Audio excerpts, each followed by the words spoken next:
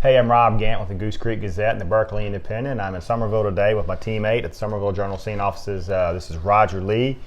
This is the next edition of Football Talk. Special thanks to our sponsors, Tosha LLC, Precious Metal Recycler, Grace Funeral Services, and Hoover the Mover in Monk's Corner. Roger, we got some Monday Night Football action last night. Evidently, it was epic from what I could tell. Summerville and Fort Dorchester, duked it out. It was a heavyweight championship type of atmosphere, and kind of tell us what you know from that game, what you saw. It was really an exciting game. Everything you want from a high school game. There were a few too many flags. Both sides were just really amped up, and some penalties that should have been avoided. But if you take that away, I mean, it's probably one of the best high school games you're ever going to see. Yeah, I was thinking about that last night. I was following it on Twitter, and everybody was there. Roger was there. Andrew Miller from the Post and Courier was there. David Shelton was there. Frankie Mansfield was there. The TV stations, Darren and Kevin, they were all there, so I was able to follow it. I had the Summerville radio network listening to it, and so it was exciting for me to follow. It was like it was kind of every bit of excitement as I expected. I didn't necessarily know that Fort Dorchester was going to come out and hit Summerville with a haymaker early, and Summerville would be down 25-0. But it basically unfolded about like I thought it would, and I guess just kind of tell us what you saw. Fort Dorchester jumped out to a 25-0 lead. It was looking like it was going to be like it has the last few years when those teams met, and Fort was just going to overpower them.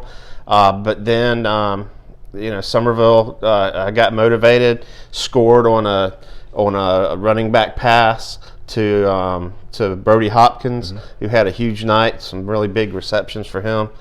Got back in the game. They cut it down to 25-14 at the half. Then they had a scoreless third quarter. Summerville came back, tied the game late. It was just back and forth with Summerville scoring a couple of touchdowns, then Fort would score again, and just hard hitting. Just when you think one of the teams is going to get the motivation for good in the game, the other one steps up to the plate. Just a well-played game all around.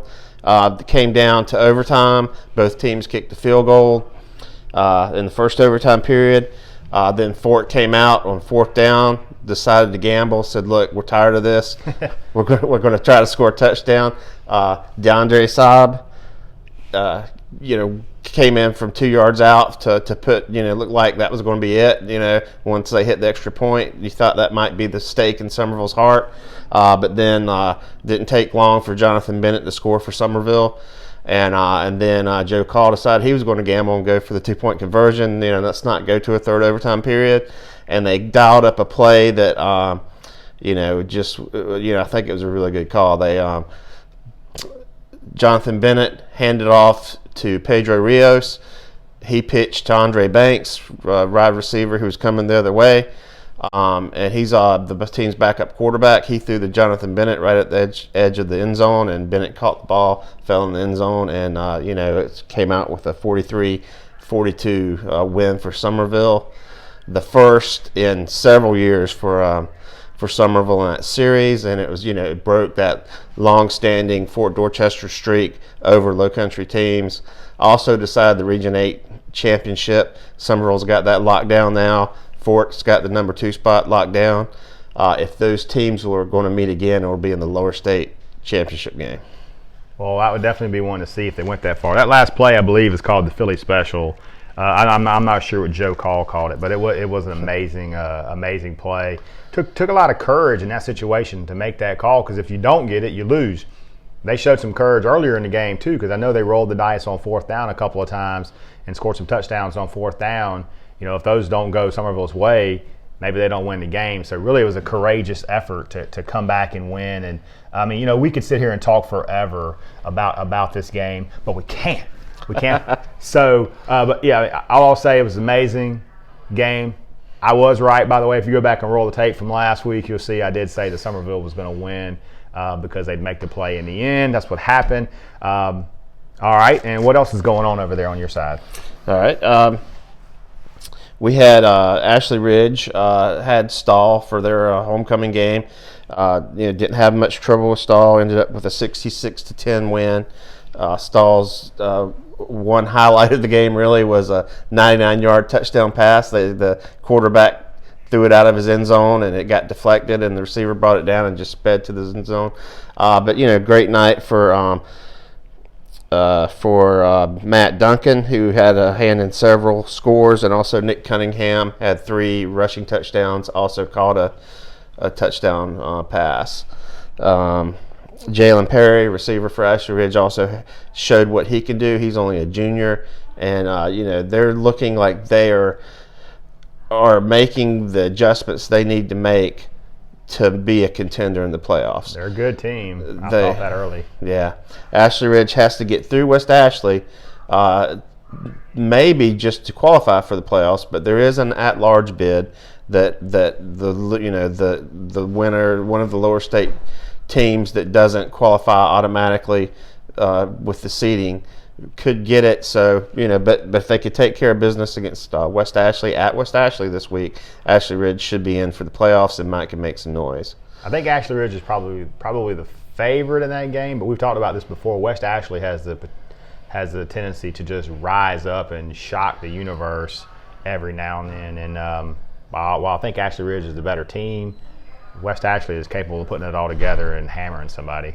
So yeah, it could be a tough one for Ashley Ridge, but we'll just have to wait and see what happens. I mean, it's really, for my area, it's the game of the week this week because Fort Dorchester is off. They finished their regular schedule. They're just waiting to see who they're going to play in the playoffs. Summerville is hosting Stahl for their Athletic Hall of Fame game. And, I just don't, especially coming off that win over Fort Dorchester, I don't see Stahl stopping the Green Wave. So, that's really the Ashley Ridge game. If you're looking for a game to go to, I'd say that's probably the one if you don't want to go see a Berkeley County team play. Gotcha. Fort Dorchester, Summerville finishes first in the region. They'll play the 4th place team from Region 7 in the opening round of the playoffs on November 9th. Fort Dorchester finishes second in the region. They'll play a 3rd place team from Region 7, which in a moment we'll talk about my region. Other than Berkeley, who is the champion, there's really no telling where everybody else is going to fall until after Friday night. Do you have anything else in Dorchester County? Well, I feel like, and again, we don't want to talk forever about that one Monday night game, but I do want to, since Fort did make it so close and it was such a great game for that team, I did want to mention that Jaheim Wilson, the defensive back for the Fort, he had 2 interceptions, including a pick 6, and returned a kickoff 96 yards for a touchdown. So, he's one of those athletes, one of those younger athletes, who's really going to help Fort Dorchester in the playoffs. So, I'm just getting excited about the playoffs. I think there are some teams in the Berkeley and Dorchester County areas that are really going to, make a run this year. Yeah, make no doubt about it. Fort Dorchester did not win last night, but they are still a very good football team, a very dangerous football team. So don't be surprised if Fort Dorchester puts together another good playoff run. It's just kind of, they're at that level of consistency. You know what you're going to get. They're going to have I'm pretty sure they'll make another strong playoff run with that team. You're done? I'm done. You're done? Yep. It's over? All right. Okay. Over here on my side of things, Berkeley County, I'm going to start with a couple of teams that are off, but they did play this past Friday. Timberland is off this week. Hanahan is off this week. Both of those teams will begin the playoffs on November the 9th. Timberland is coming off a 47-0 win over North Charleston. Not really a surprise there. Kind of expected it. For the Wolves, Matt Williamson had 2 touchdowns. Shamar Green added 2 touchdowns. And on defense, Terrence Smalls had 10 total tackles to lead the Wolves to their 5th shutout of the season. Defensive coordinator Justin Scott evidently has them dialed in and ready to go because they're not giving up any points. 5 shutouts in one season is pretty special. It really is. Yeah. Hanahan is coming off a 41-7 win over Waccamaw. That gave them the number 1 seed. Well, they'd already earned the number 1 seed out of the region the week prior. Same thing as Timberland. And they were just kind of playing out a game to finish the regular season, and they really did a great job on offense. I know they rolled up over 400 yards rushing. Gail Ball had 113 yards rushing. Another young man, Shy Hart, he had a bunch of yards rushing. I think he actually had more than Gail Ball. And then a young man named Braylon Smith came on the top 100 yards rushing for the Hawks. All those guys found the end zone. And on the defensive side of the ball, Donald Vanderhorst, the defensive back for the Hawks, he had 3 interceptions and 1 fumble recovery. I mean, you don't really hear about that a lot, like a guy having that many interceptions, and then, for good measure, he had a fumble recovery. So a guy came up with 4 turnovers for the hand-to-hand defense. Certainly a very impressive effort by that young man. All right, now starting with people who play this week, Cane Bay is at James Island. As I mentioned earlier, Region 7 is wide open for second place. Cane Bay is one of the teams that has a chance. If Cane Bay wins here on Friday at James Island, they'll finish second in the region. If they lose, we're going to need a rocket scientist and a calculator to figure out who's going to go to the playoffs. Cane Bay, took it on the chin last week against Berkeley, but played well for a half. It was 7-7 at the break. They couldn't hang on, and Berkeley was able to pull away 42-7. Cane Bay may have another quarterback situation. I'm not sure. I know the backup, who was replacing Elijah Bay, his name is Alex Mart. He had an injury the other night. And Xavier Mitchell Brown, who's a very talented freshman, but he's a freshman, came on to run quarterback for him. Not sure what their deal is going into the James Island game. But if they play with a freshman quarterback, James Island coming off that win over Wando, a very impressive win for the Trojans. That could be a trickier game than we thought it would be a couple weeks ago. Goose Creek at Berkeley. Another situation here where Goose Creek does kind of control its own destiny. If Goose Creek can win, Goose Creek will be in the playoffs. Berkeley is already the region champion, so Berkeley really, it's almost a formality for them. Of course, you want to go into the playoffs with some momentum. Goose Creek really in a tough spot here, because having to beat Berkeley, who's, although the champion, I guess, since they beat Summerville and Summerville beat Fort. Anyway, they are definitely a very good football team. Berkeley can make a case that they're the Lowcountry champion. Goose Creek's coming off a loss to Stratford. They lost 32-14. I think they just had some bad luck. I mean, the rain and the wind, and Stratford was determined. All that kind of came crashing down on Goose Creek on Friday, and Stratford was able to beat them 32-14. Speaking of the Knights are also in a situation where they control their own destiny as far as making the playoffs. They travel over to Wando. If Stratford can win, they're in the playoffs. If they lose, they still might could be in the playoffs, but again, I'm gonna need to call my buddy, a rocket scientist, and see if he can bring a couple of calculators and some, an abacus or whatever, and see if we can figure it out, because it's going to come down. It could come down to some crazy tiebreaker. If James Island beats Cane Bay and Wando beats Stratford, you'll have Berkeley as the region champion in Region 7, and then the other 5 teams in the league will be 2 and 3. Think about that. Only three of those will automatically make the playoffs. You mentioned earlier that there will be an at-large team. I haven't looked at that. I don't know who is in line to get that at-large bid. But, I mean, really a word to the wise is, if you're Stratford, Goose Creek, or Cane Bay, just win, baby. Just win. If you win, you're in. If you lose, have fun figuring out how you get in.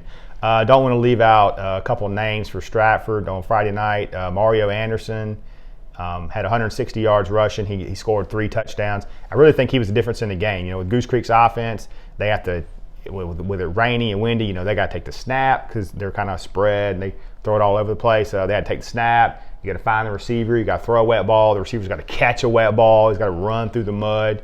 That made it a little tougher for Goose Creek. Well, Stratford, you got Mario Anderson. You're like, here, Mario.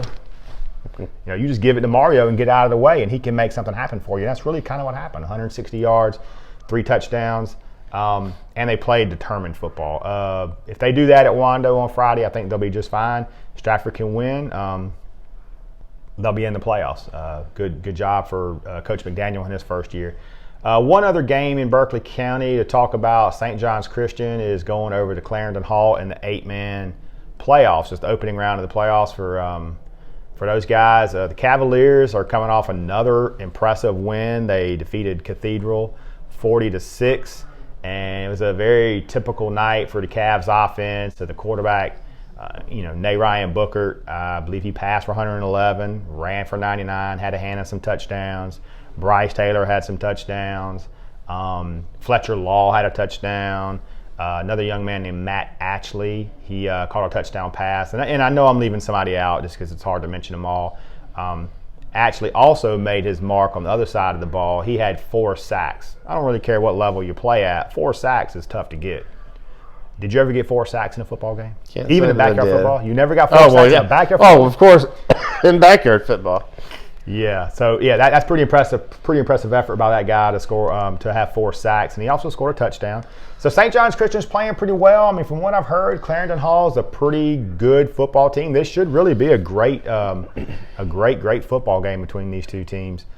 St. John's at Clarendon Hall. Well, that does it for Berkeley County. We've talked about Dorchester County. I want to say one other thing. On a weekly basis, we do a Player of the Week contest. You can register and you can cast your vote for your favorite player. We've picked out 5 this week, and you can win a tailgate package. You can visit our website at journalscene.com. Go to the sports link, drag down the Player of the Week, and may have to move it up to like week 10. But we do have a good group of kids to choose from this week, and so definitely register, vote for your favorite player, and have a chance to win a tailgate package. One little note to add, because Summerville and Fort Dorchester played last night, Roger, you can't vote for any of those players because it was after the deadline. We had to have it done Monday morning. So Fort and Summerville players will not be part of it, but we still have a good group of kids to choose from. So please, by all means, cast your vote for Player of the Week, and maybe you win a tailgate package. Well, this has been another edition of Football Talk. Special thanks to our sponsors, Tosha LLC, Precious Metal Recycler, Hoover the Mover in Monk's Corner, and Grace Funeral Services. See y'all on Friday.